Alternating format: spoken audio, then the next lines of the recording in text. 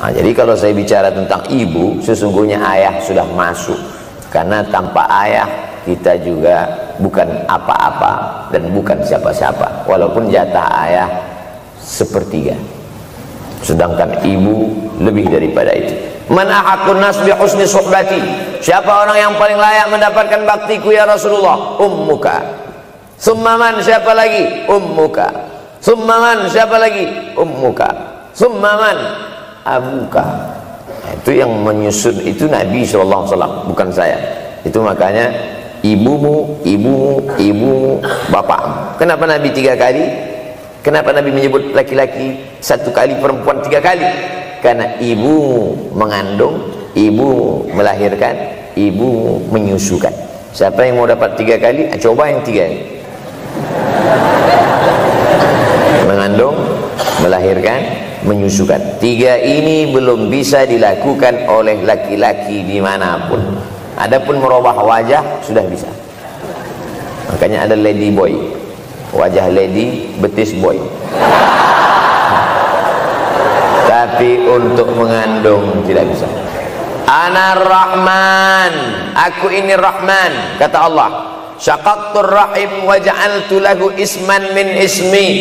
Aku ciptakan satu makhluk di dalam perut perempuan, maaf, namanya rahim, dari namaku. Ini yang belum bisa dibuat dokter dimanapun di dunia ini, menciptakan rahim, belum bisa. Andai terpecah rekor ini, maka kebanggaan luar biasa bagi LGBT. Tidak bisa, sampai hari kiamat tidak akan bisa, janji Allah. Karena Allah mengatakan dalam hadis qudsi, Anar Rahman ja'altu lahu isman min ismi. Maka ada satu makhluk dalam perut perempuan yang diciptakan, diambil dari Asmaul Husna. Sehebat-hebatnya laki-laki, dari ujung rambut sampai ujung kaki tidak ada di tubuhnya ini yang diambil dari Asmaul Husna, tak ada. Bahwa namanya dari Asmaul Husna ada, Abdus Somad. Tapi ada makhluk di badannya diambil dari Asmaul Husna, itu hanya ada pada perempuan. Oleh sebab itu perempuan luar biasa. Makanya kampus Universitas Ahmad Dahlan memuliakan perempuan. Mana perempuan? Di atas letaknya.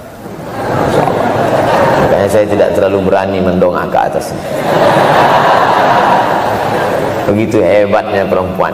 Perempuan adalah ibumu, perempuan adalah istrimu, perempuan adalah anakmu, perempuan adalah adikmu. Maka saat engkau memuliakan perempuan, engkau sedang memuliakan 4 aspek dari kehidupan.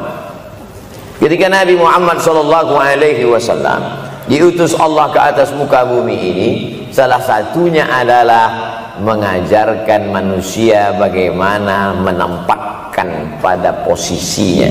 Posisi dia adalah tempat kita menumpang. Ketika ada seorang laki-laki yang sudah sukses diwawancarai, siapa orang yang paling berjasa dalam hidup Anda? Dulu waktu saya merantau ke Yogyakarta, belum ada apa-apa, saya sempat numpang di rumah dia selama 4 bulan, kata seorang artis dalam sebuah wawancara. Begitu bangganya dia berkata, itulah orang paling berjasa kepada saya karena saya sempat numpang di rumahnya 4 bulan. Tapi ada yang dia lupa, bukan rumahnya yang kau tumpang, bukan ruang tamunya yang kau diami, sempat numpang di perutnya 9 bulan 10 hari. Tak pernah kau sebut. Angkat tangan yang tidak menumpang di rahim, langsung dari planet Mars langsung kemari.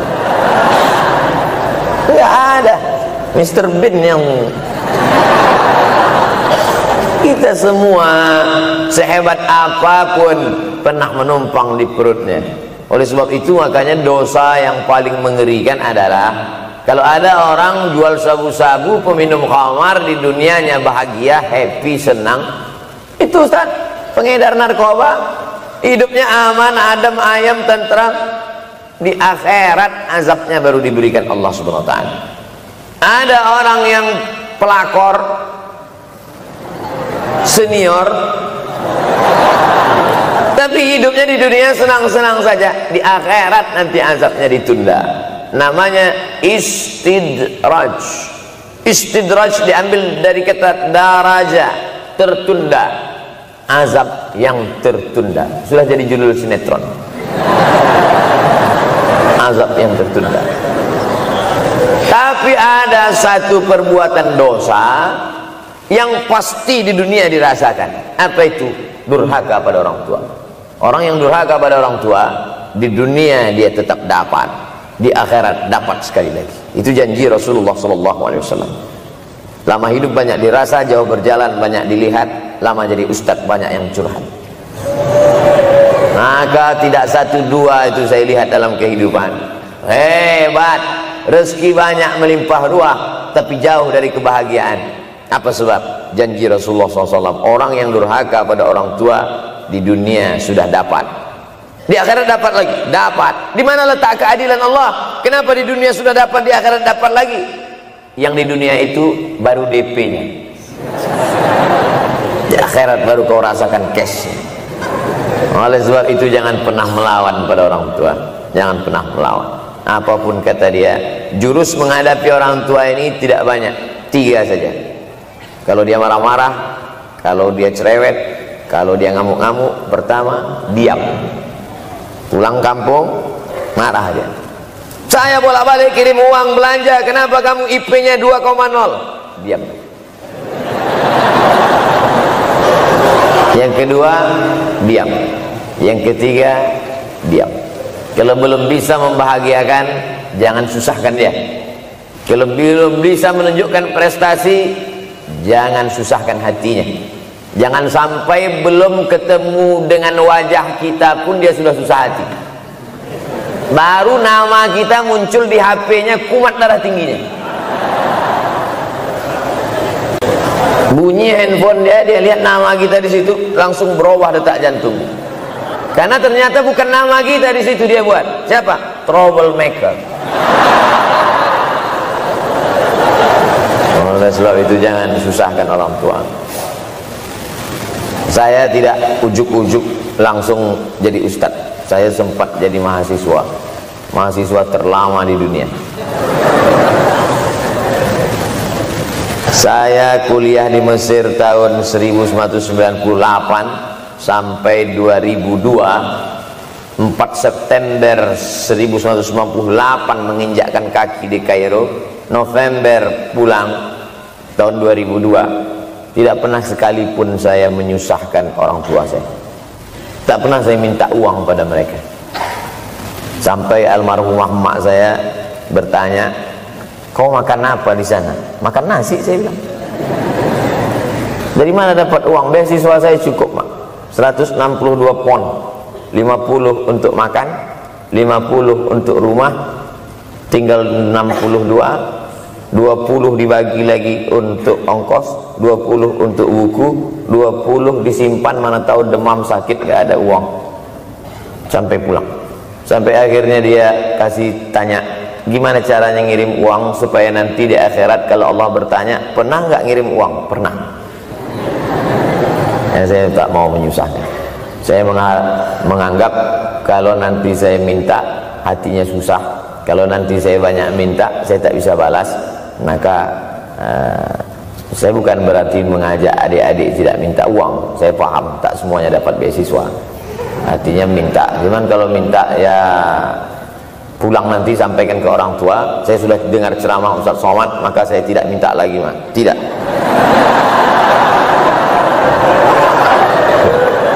Tapi tolong dirapel setahun sekali aja. Kalau mau merasakan bagaimana sayang mereka, coba hilangkan sayangnya itu agak 1 bulan, 2 bulan, 3 bulan, itu baru terasa. Karena sifat manusia ini kalau sudah tidak ada baru terasa. Judul lagu Roma.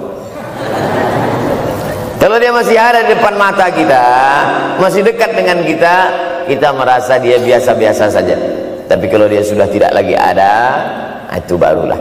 Oleh sebab itu coba kalau mau merasakan, kasih tahu dia, papa, mama, untuk biaya kuliah saya 1 semester ini tolong jangan kasih dulu.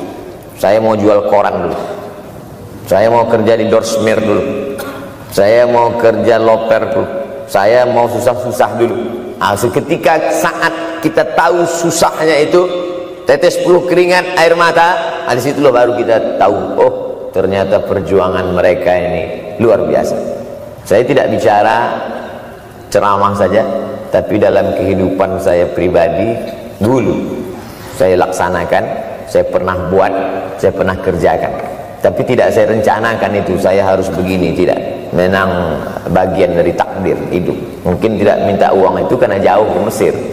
Kalau seandainya dekat, sering juga minta. Nah, memang dikondisikan saya untuk terbang jauh ke Mesir, lalu kemudian setelah jauh itu tidak meminta, tapi kemudian setelah pulang berjumpa, sempat bersama orang tua. Bulan Maret 2019 kemarin baru meninggal dunia ketika saya sedang ceramah di Madura, Pulau Madura, diundang oleh sahabat saya, kakak kelas di Mesir dulu, Dr. Fauzi Tijani. Dan pagi itu rencananya mau ziarah ke makam Kiai Khalil di Pulau Madura. Begitu mau ziarah langsung dapat SMS segera pulang karena orang tua meninggal dunia.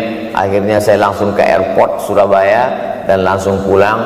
Sebelum malam sudah tiba pemakaman. Artinya apa? Penyesalan panjang, kenapa tidak mencium tangan orang tua, kenapa tidak, karena saya pikir masih lama ya. Nah, ini satu kekeliruan. Di mana-mana selalu saya sampaikan, jangan pernah berpikir usianya masih lama walaupun dia sehat. Karena sehat walafiat, tidak ada kurang satu apapun. Masih lama. Ternyata apa yang terjadi? Berangkat hari Sabtu, hari Ahad tausiah, hari Senin pagi, tanpa sebab, tanpa penyakit. Oleh sebab itu kalau masih hidup orang tuamu di rumah, pulang. Tapi jangan ini jadikan alasan. Besok nggak masuk kelas, kemana? Pulang semua.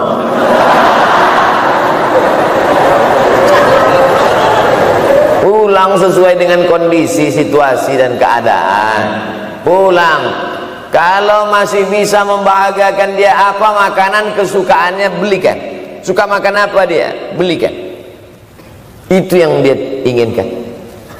Andai kita gendong dia dari Yogyakarta berangkat ke kota Makkah, sampai di Makkah tawaf 7 putaran, dari Sofa ke Marwah, pulang lagi ke Jogja, belum tentu dapat membayar sekali teriakan dia saat mengeluarkan kita ke alam dunia. Jadi banyak orang terlalu membanggakan. Saya sudah banggakan dia Pak Ustaz, saya sudah bayarkan UNH-nya. Berapa? Baru DP-nya. Sudah merasa berbakti kepada orang tua? Belum. Makanya digunakan kata birrul walidain. Kenapa Allah tidak menggunakan kata husnul walidain? Hasan baik, jayyid baik, thayyib baik, khair baik, tapi yang dipakai birrul walidain. Hanya satu-satunya kata untuk orang tua dipakai birrul walidain. Karena kata birru adalah sifat Allah Subhanahu wa taala. Makanya di antara Asmaul Husna ada Al-Barrut Tawwab. Allah yang punya sifat itu. Maka kita diharapkan berakhlak seperti akhlak Allah Subhanahu wa taala. Addabani Rabbi fa ahsana ta'dibi. Allah mendidik aku menjadi beradab sehingga adabku penuh. Allah Subhanahu wa taala tidak ada puji Nabi Muhammad SAW. Hai Muhammad yang sholat tahajudnya sampai kakinya bengkak. Hai Muhammad yang hajinya tidak ada. Apa kata pujian Allah untuk Nabi Muhammad SAW? Wa innaka la'ala khuluqin azim. Akhlak agung dan mulia. Oleh sebab itu tak ada gunanya prestasi S1, S2, S3, postdoktoral, profesor kalau tidak berbakti kepada orang tua. Makanya orang tua itu levelnya langsung setelah Allah. Wa qadha rabbuka alla ta'budu illa iyyah. Langsung wa bil walidaini ihsana. Ihsan. Lihat lagi penggunaan kata ihsan dalam hadis Nabi. Jibril alaihissalam datang, rambutnya tidak berdebu, bajunya sangat putih bersih, tapi tidak ada orang yang kenal. Diriwayatkan oleh Sayyidina Umar ibn al-Khattab radhiyallahu anhu, aku melihat ada seorang laki-laki rambutnya sangat hitam dan bajunya sangat putih, tapi kami tidak ada yang kenal. Ini tiga indikasi ini menunjukkan kebingungan. Kalau ada orang rambutnya sangat hitam dan kita kenal, berarti dia memang orang situ, memang tinggalnya di situ. Tapi dia kalau orang perantau, rambutnya pasti berdebu karena tinggal di gurun pasir. Sekarang kan banyak tuh anak-anak muda yang rambutnya berdebu. Itu berarti orang jauh, bukan orang Jogja. Bajunya sangat putih, tapi kami tidak kenal. Kalau bajunya agak-agak kotor, berarti dia musafir. Pantas kalau kita tidak kenal. Tapi bajunya sangat putih, berarti dia memang orang situ. Tapi kami tidak kenal. Kata Umar bin Khattab, rambutnya sangat hitam, bajunya sangat putih, tapi kami tidak kenal. Dan dia duduk berhadapan dengan Nabi, lututnya dekat dengan lutut Nabi, tapi kami tidak kenal. Dia bertanya tentang iman, dia bertanya tentang Islam, dia bertanya tentang ihsan.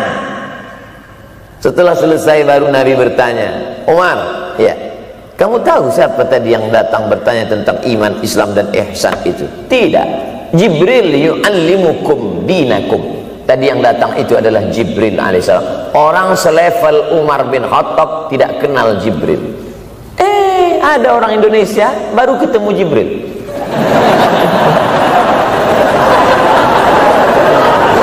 Umar bin Khattab kalau lewat di suatu jalan, kalau Umar bin Khattab lewat jalan Sudirman, maka setan lari ke jalan lain.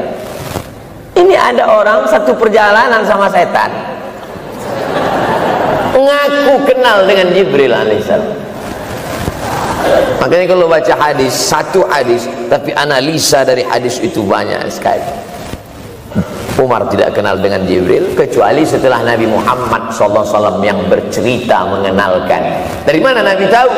Nabi dapat wahyu dari Allah Subhanahu wa ta'ala. Tapi ada analisa lain. Apa maknanya? Allah menggunakan kata ihsan untuk orang tua, Nabi menggunakan kata ihsan untuk Allah. Ihsan untuk Allah, anta'budallaha ka'annaka tarah, kau sembah Allah seakan-akan engkau melihat dia.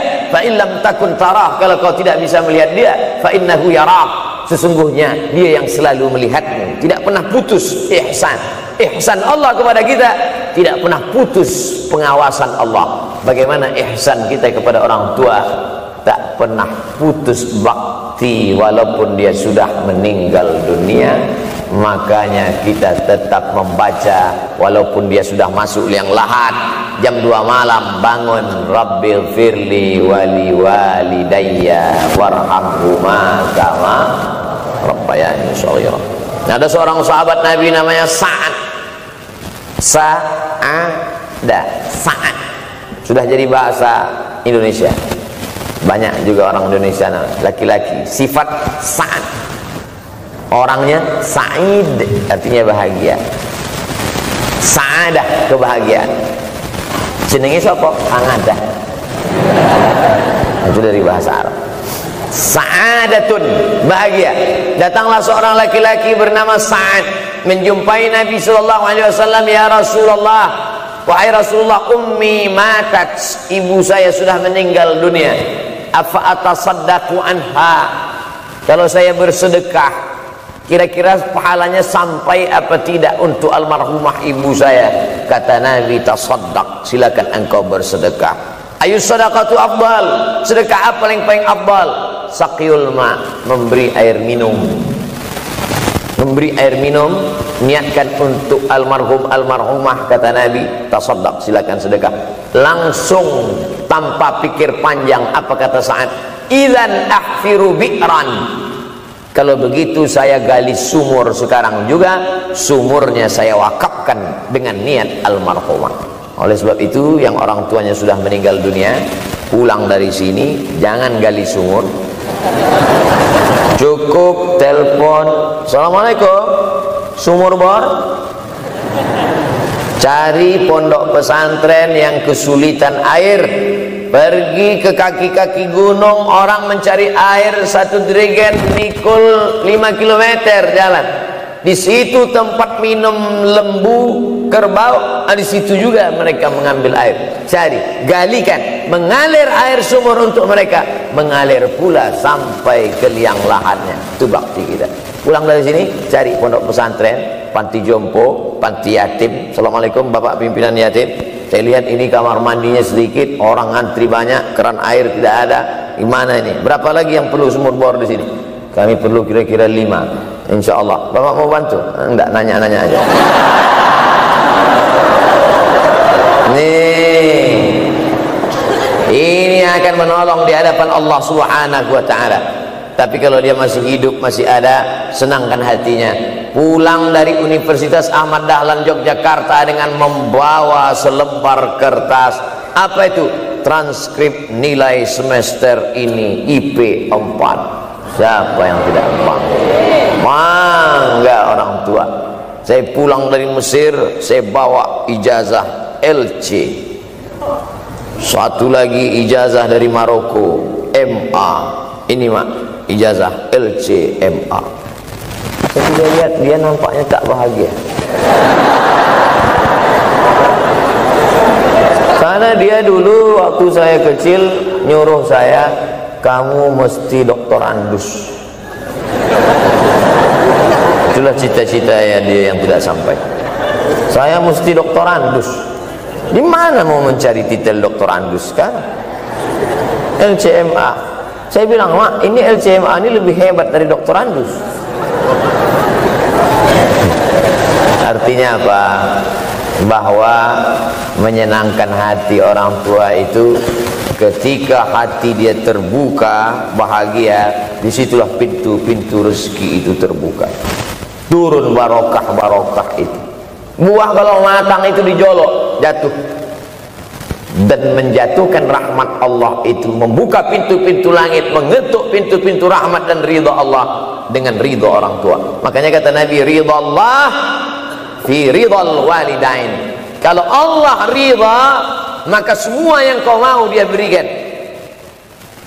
Orang kalau sudah ridha itu artinya senang. Orang kalau sudah senang, semua dia kasih. Apa yang ada di tangannya, itu dia berikan. Tadi malam sampai di hotel, datang seorang jamaah, buka cincinnya. Cincin paling dia sayang, dia kasih ke saya. Laki-laki. Nah nih Ustaz Somad, ambil. Duduk saya tadi, duduk, datang anak muda, dia lihat saya tak pakai sorban, dikasihnya sorban. Cuman akadnya belum jelas apa ngasih atau pinjam, Allah. Orang kalau sudah senang hatinya, semua dia kasih. Begitulah orang kalau sudah dapat ridha Allah Subhanahu wa Ta'ala. Kita baru berharap dapat ridha Allah. Makanya habis salat subuh selalu diajarkan, raditu billahi rabba. Aku ridha engkau sebagai Rabbku ya Allah. Apakah Allah ridha terhadap kita? STJ, status tak jelas. Cara mendapatkan ridha Allah, pancing dengan ridha orang tua. Senangkan hatinya, terbuka pintu rezeki. Makanya sulit hidup kita, sempit. Dari kerut kening kita udah kelihatan. Kenapa? Karena tidak ada ridha Allah, akibat tidak pernah menyenangkan hati orang tua. Senangkan orang tuamu, jadikan dia seperti raja, maka rezekimu akan melimpah seperti rezeki raja-raja. Bukan hadis Nabi, dapat saya dari grup WhatsApp. Senangkan saja hatinya, apa yang dia mau beri, tapi dengan cara yang halal. Nah, ini harus dalam kurung syarat dan ketentuan berlaku. Jangan gara-gara ceramah ini nanti pulang kalian ke rumah, papa, mama, ini ada mobil, ini ada rumah, ini berangkat pergi haji. Wow, orang tua senang, 2 bulan masuk KPK. Innallaha thayyibun, Allah maha suci, la yaqbalu illa thayyiban. Allah tidak menerima kecuali yang suci-suci saja. Wa anfiqu, berinfaklah. Wa anfiqu, bersedekahlah. Wa anfiqu, berwakaflah. Wa anfiqu, berzakatlah. Min thayyibat, yang baik-baik. Yang tidak baik tidak diterima Allah Subhanahu wa Ta'ala. Kamu lagi ngapain? Nyuci. Lagi ngapain? Nyuci. Pakai air apa? Air kencing. Begitu kata Syekh Abdul Wahab Asy-Sya'rani dalam kitabnya Tanbihul Mughtarrin. Tanbih, peringatan, mughtarrin, pada orang yang tertipu menyangka sedang berbuat baik padahal sebenarnya tidak baik. Itu yang disindir Allah dalam Al-Quran. Wa yahsabuna annahum yuhsinuna sun'a. Mereka menyangka sedang berbuat baik. Nah, ini juga tidak betul. Niatnya sudah baik, membahagiakan orang tua, tapi caranya tak betul. Mama, papa, alhamdulillah kuliah saya sudah selesai, ini skripsi saya.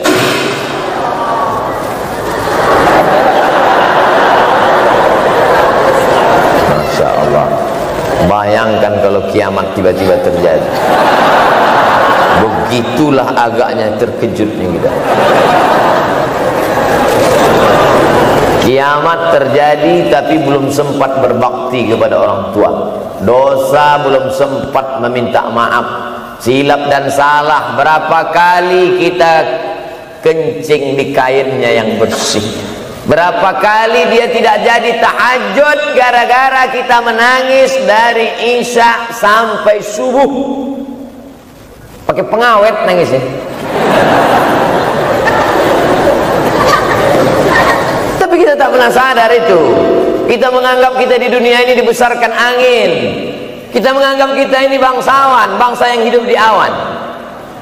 Berapa kali dia tidak jadi sholat duha gara-gara kita kencing. Berapa kali nasi yang sudah mau disuap masuk ke mulutnya tak jadi, bahkan dia tidak makan sama sekali. Dan berapa kali makanan dia belikan hanya untuk susu, hanya untuk menyenangkan kita. Pernah kita balas, dan dia tidak pernah minta balas itu. Oleh sebab itu, siapa yang mengingatkan? Abdul Somad diberikan judul berat ini. Judul yang paling berat ceramah tentang orang tua, tentang ibu, tentang ayah. Jarang saya mau menerima judul-judul pengajian. Ini pun dikasih tahu setelah sampai di sini. Maka saya belok-belokkan dikit. Air mata udah mau menetes, belokkan.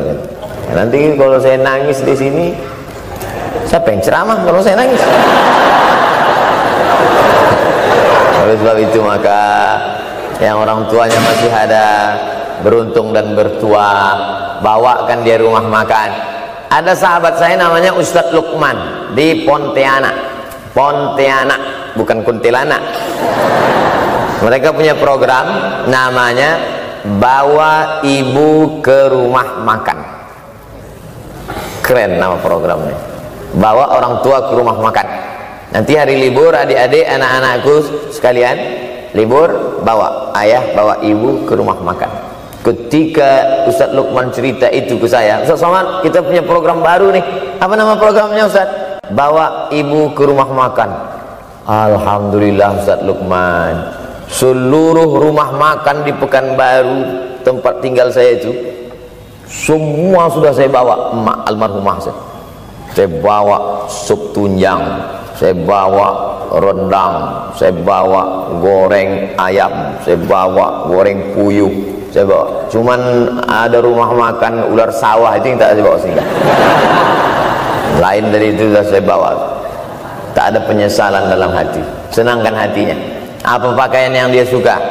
Orang tua itu tidak minta yang besar, asal ada sih.